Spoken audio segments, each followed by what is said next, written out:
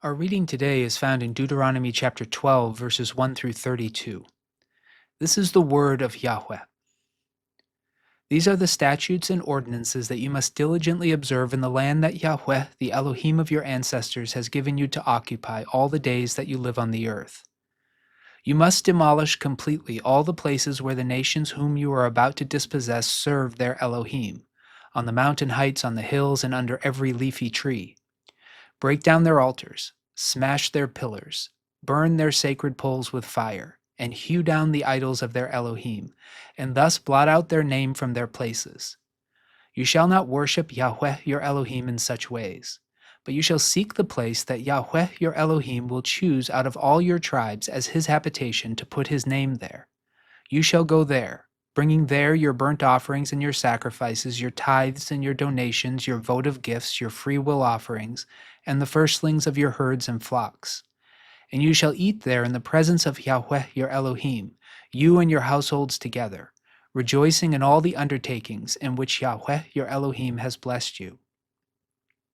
You shall not act as we are acting here today, all of us according to our own desires, for you have not yet come into the rest and the possession that Yahweh your Elohim is giving you. When you cross over the Jordan and live in the land that Yahweh your Elohim is allotting to you, and when he gives you rest from your enemies all around so that you live in safety, then you shall bring everything that I command you to the place that Yahweh your Elohim will choose as a dwelling for his name. Your burnt offerings and your sacrifices, your tithes and your donations, and all your choice votive gifts that you vow to Yahweh. And you shall rejoice before Yahweh your Elohim, you together with your sons and your daughters, your male and female slaves, and the Levites who reside in your towns, since they have no allotment or inheritance with you. Take care that you do not offer your burnt offerings at any place you happen to see, but only at the place that Yahweh will choose in one of your tribes. There you shall offer your burnt offerings, and there you shall do everything I command you. Yet whenever you desire, you may slaughter and eat meat within any of your towns, according to the blessing that Yahweh your Elohim has given you. The unclean and the clean may eat of it, as they would of gazelle or deer. The blood, however, you must not eat. You shall pour it out on the ground like water.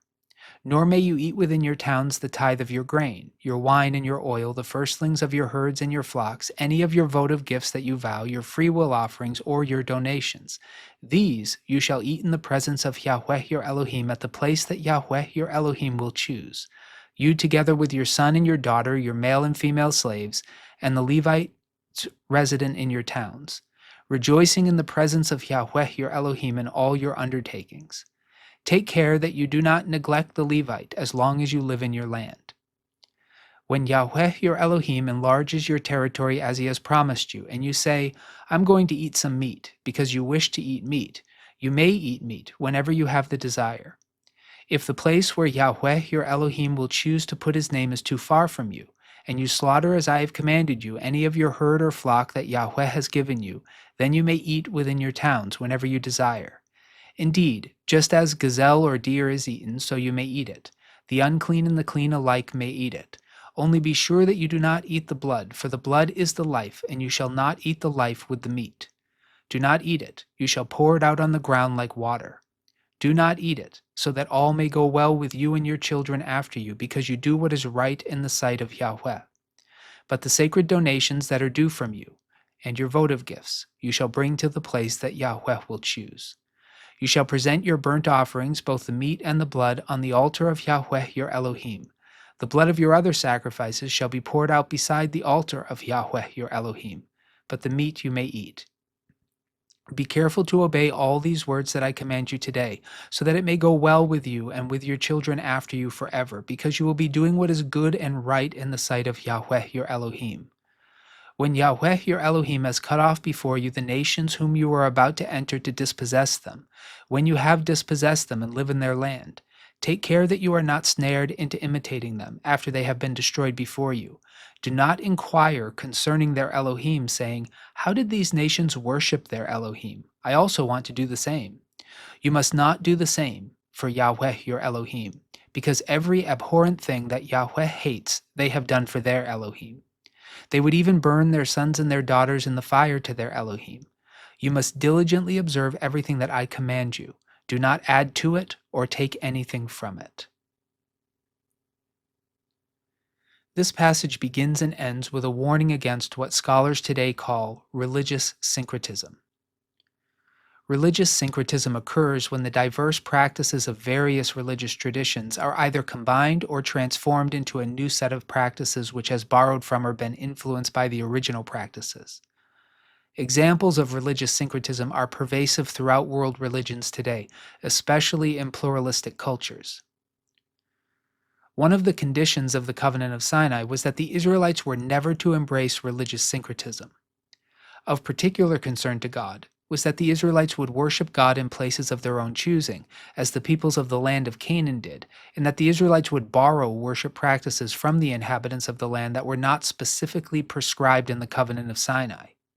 And so, Deuteronomy chapter 12 begins and ends with the following warnings.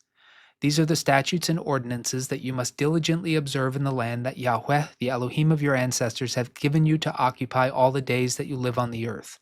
You must demolish completely all the places where the nations whom you are about to dispossess serve their Elohim, on the mountain heights, on the hills, and under every leafy tree. Break down their altars, smash their pillars, burn their sacred poles with fire, and hew down the idols of their Elohim, and thus blot out their name from their places. You shall not worship Yahweh your Elohim in such ways, but you shall seek the place that Yahweh your Elohim will choose out of all your tribes as his habitation to put his name there. You shall go there, bringing there your burnt offerings and your sacrifices, your tithes and your donations, your votive gifts, your freewill offerings, and the firstlings of your herds and flocks.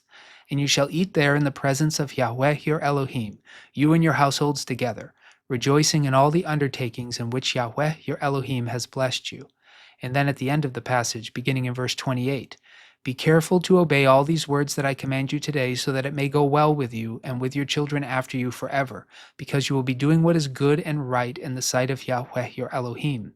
When Yahweh your Elohim has cut off before you the nations whom you are about to enter to dispossess them, when you have dispossessed them and live in their land, take care that you are not snared into imitating them, after they have been destroyed before you.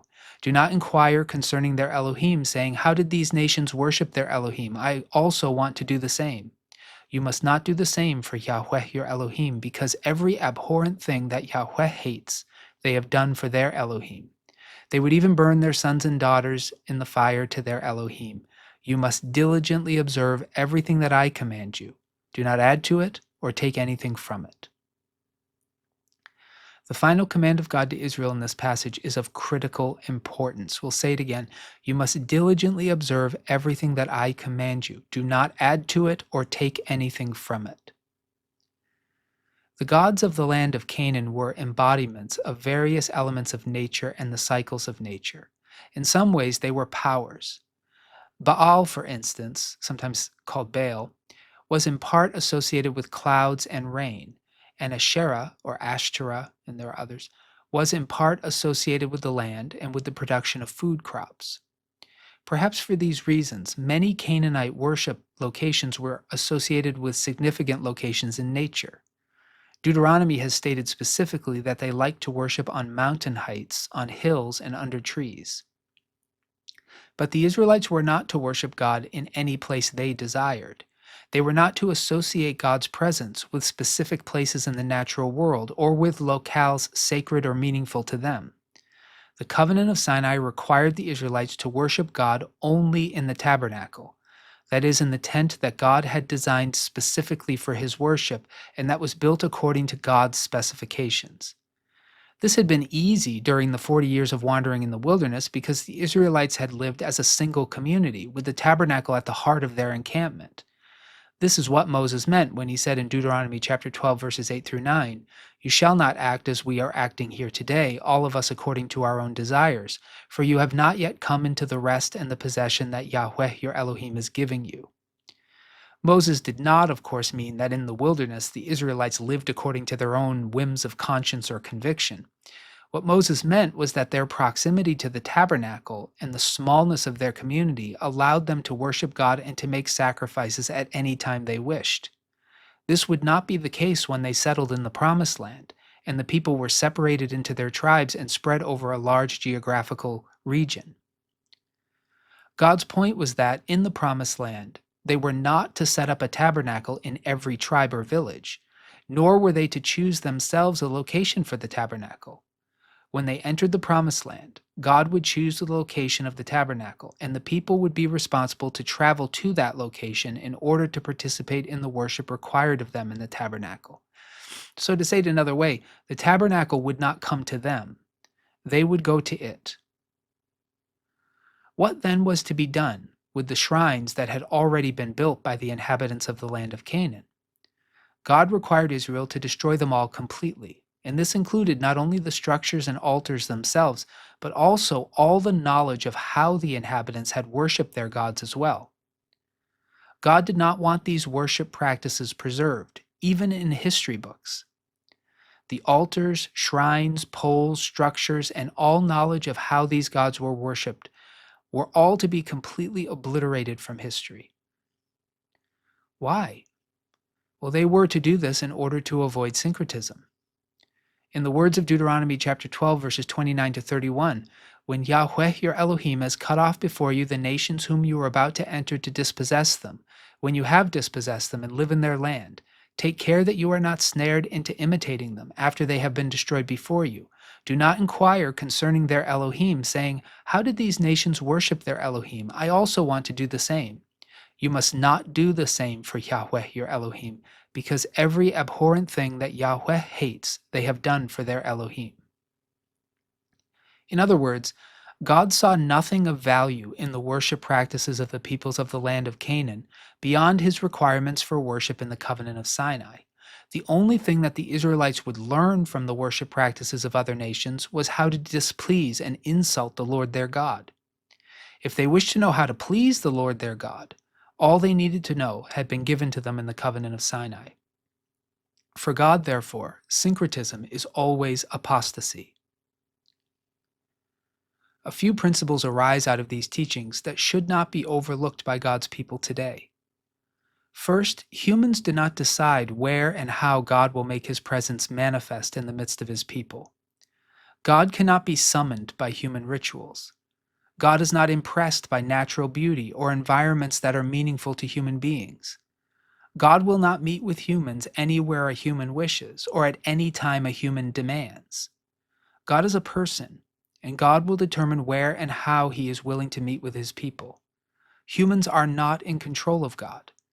God is always God, and God is not a force to be tamed or a power to be wielded. God is a person who is always in control of himself.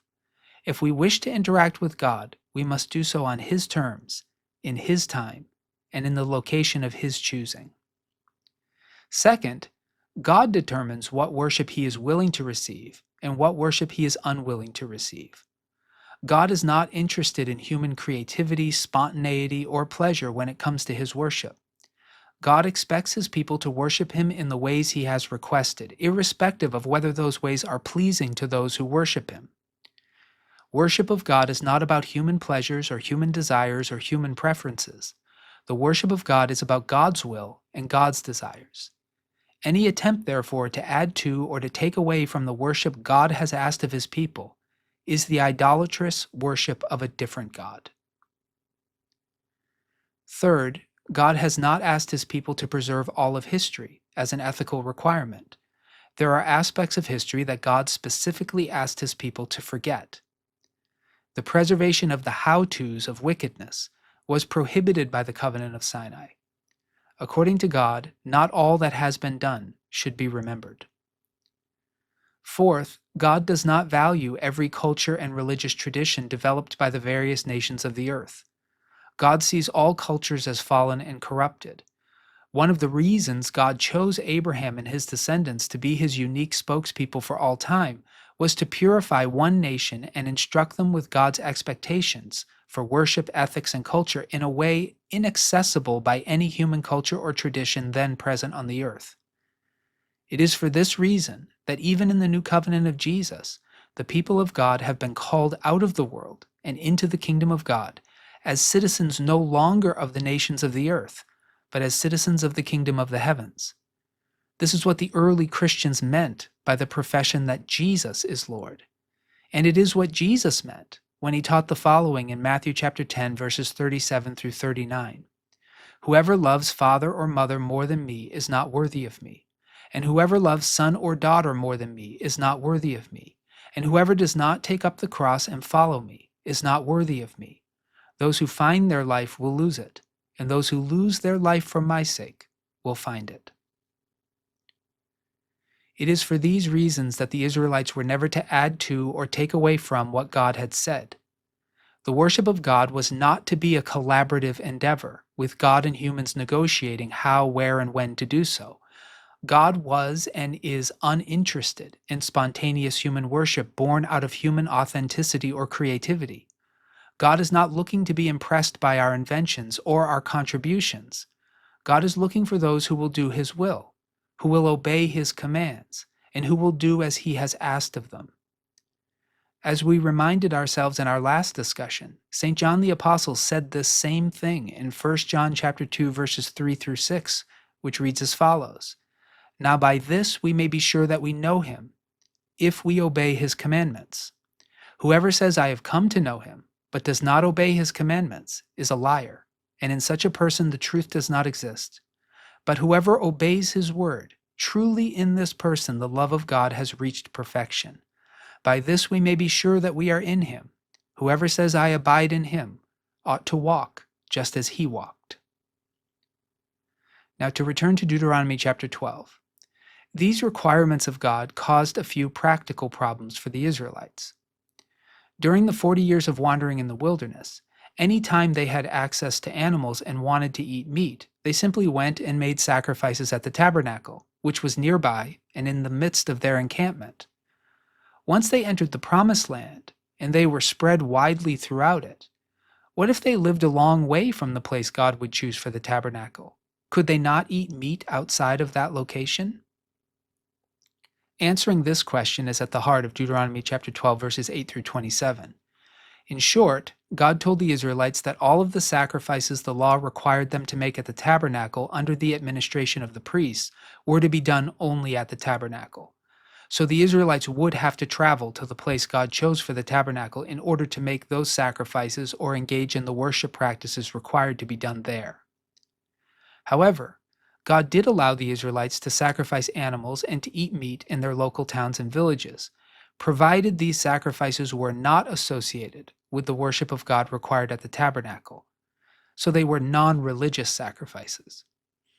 So in other words, offerings for sins and fellowship offerings and the other offerings which were to be performed by priests and were made specifically to worship God were reserved for the tabernacle and later the temple.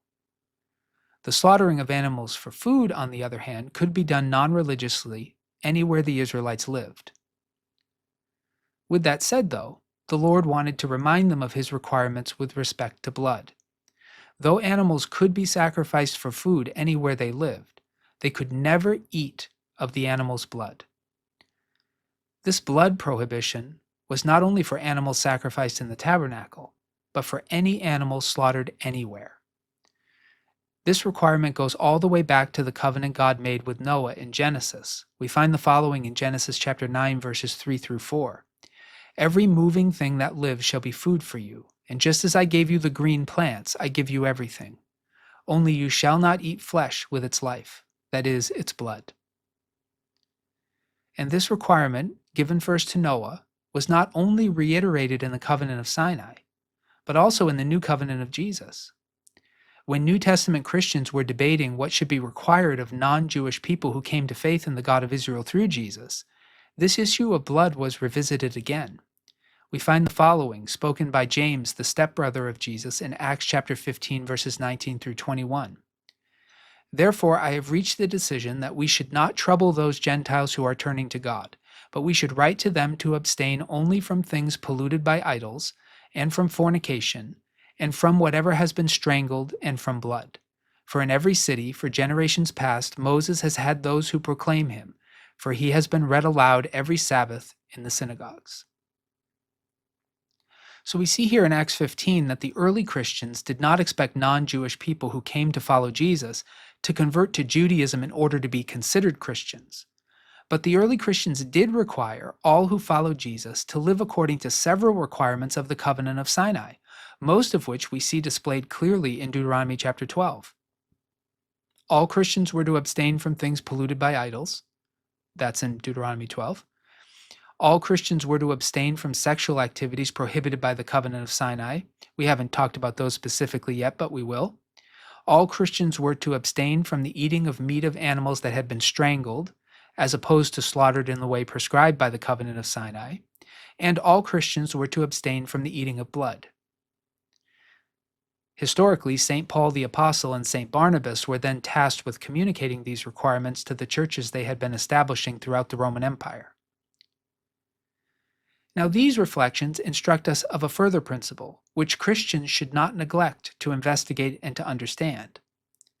To be free from the Covenant of Sinai is not to be free from all that God taught and revealed to Israel through that covenant.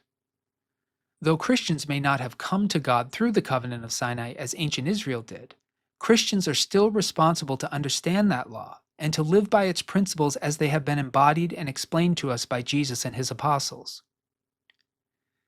In conclusion, all those who wish to worship the one true God of all creation, who became flesh in the person of Jesus and has revealed himself to us as one God in three persons, Father, Son, and Holy Spirit, must remember that loving God is not about what we wish to give to God.